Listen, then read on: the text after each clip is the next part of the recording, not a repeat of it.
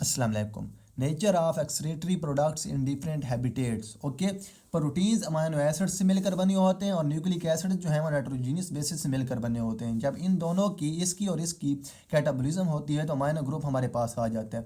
अब इस amino group की जो है वो इसको या तो रीयूज़ किया जाता है या रिसाइकलिंग के ज़रिए से और मालिक्यूल्स बनाने के लिए, या फिर ये जो है वो एक सेल के प्लाज्मा में जमा होना शुरू हो जाता है। अब एक ख़ास लेवल तक तो इस अमाइनो ग्रुप की एक सेल के प्लाज्मा में जमा होना है वो बर्दाश्त किया जा सकता है, लेकिन एक ख़ास लेवल से अगर ज़्यादा बढ़ जाता है तो इसको बर्दाश्त नहीं किया जाता और इसको एक्सक्रीट किया जाता है एक सेल से। और मुख्तलिफ ऑर्गेनिजम्स इस जो वेस्ट बन चुका है हमारे पास, यानी कि अमाइनो ग्रुप या नाइट्रोजन की फॉर्म में हमारे पास एक वेस्ट आ चुका है। अब बहुत मुख्तलिफ ऑर्गेनिजम्स इस वेस्ट को किस जरिए से एक्सक्रीट करते हैं। ओके, अब मोस्ट एक्वेटिक एनिमल्स हैं इंक्लूडिंग मैनी फिशेस, यानी कि फ्रेश वाटर इन्वायरमेंट के जानदार हैं, वो अमोनिया की फॉर्म में नाइट्रोजन को एक्सक्रीट करते हैं और 500 मिलीलीटर ऑफ वाटर रिक्वायर होता है 1 ग्राम नाइट्रोजन रिमूवल के लिए। और इस सारे प्रोसेस को हम बोलते हैं अमोनियोटैली, जबकि इन ऑर्गेनिजम्स को हम बोलते हैं अमोनियोटैलिक।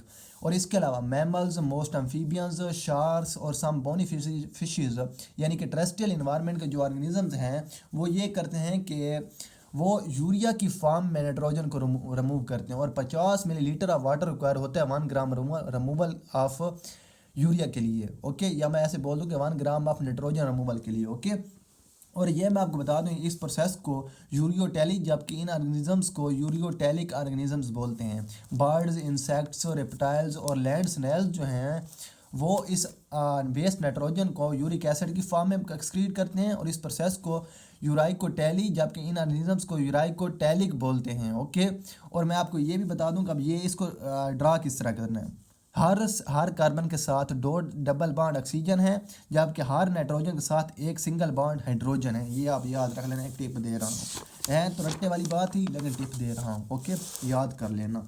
अब मैंने आपको बताया था कि जो यानी कि हम अमोनिया होती है उसके लिए 500 ग्राम ऑफ वाटर रिक्वायर होता है और यूरिया के लिए 50 मिलीलीटर। ओके, और यूरिक एसिड के लिए 1 मिलीलीटर।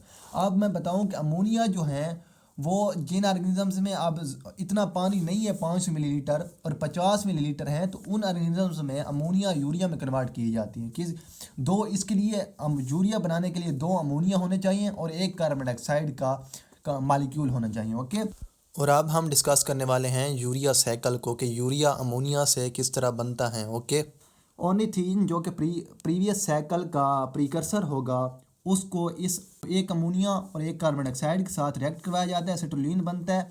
सिट्रोलिन में एक और अमोनिया डाला जाता है और आर्जिनोसिक्सिनेट बनता है। आर्जिनोसिक्सिनेट की मॉडिफिकेशन की जाती है और आर्जिनाइन बनता है। आर्जिनाइन को एक एंजाइम जिसका नाम आर्जिनेज है उसके ज़रिए तोड़ा जाता है और यूरिया और आर्निथीन बनते हैं हमारे पास। ओके, और आर्निथीन जो है वो अगले एक साइकिल के लिए प्रीकर्सर हो जाता है और यूरिया जो है उसको एक्सक्रीट कर दिया जाता है, यानी कि एक एलिमिनेट कर दिया जाता है। ओके, तो ये था हमारा आज का टॉपिक।